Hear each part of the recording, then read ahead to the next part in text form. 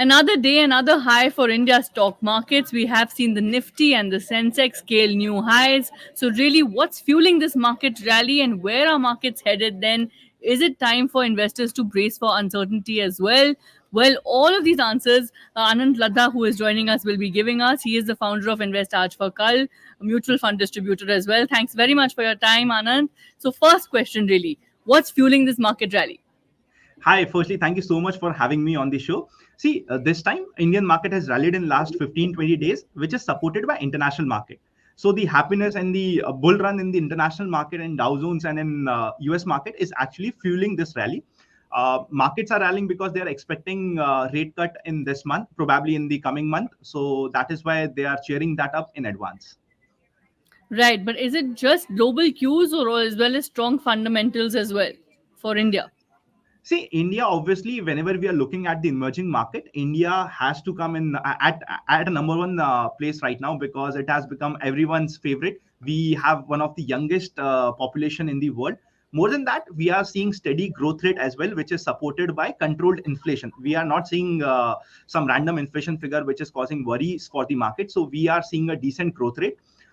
Plus domestic flows, as we all know, till 2004 2008 we were a lot dependent on FIS flows, but from last 4 5 years we are seeing the highest number of SIP flows by retail investors. Retailers are participating in the market. Plus everyone is expecting that right now not even 10% of our population is investing in the markets. What will happen when 20 25% of our population will be investing? So that is a bet which everyone is taking, and obviously liquid flows are a major positives for Indian markets. Right. So, which sectors do you think will outperform then in times to come, and which sectors will underperform? See, whenever I talk about sectors, no, I have a different view.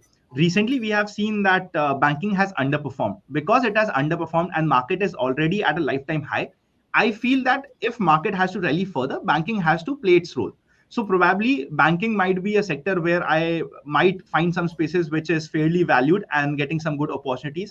So sectors like banking, obviously infra was doing well, is doing well, and I expect it to do well from a medium to long term perspective. So infra, if India has to go from developing to a developed nation, infra uh, will always be in focus.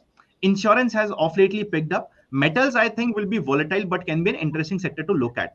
If you talk about sector we should be scared or we should be aware, firstly we should be cautious in small caps and mid caps. I know it's not a sector, but small caps and mid caps has rallied a lot. If we check out the percentage of small cap mid cap market capitalization to top 10 stocks of Nifty, it is at all time low, lifetime low. So they have performed superbly well, and we have seen some superb outperformance. 5 year CAGR is coming at 30%, which is not usual. So we should not just look at past returns and start investing in them. Plus, even defense and PSU sectors has rallied a lot.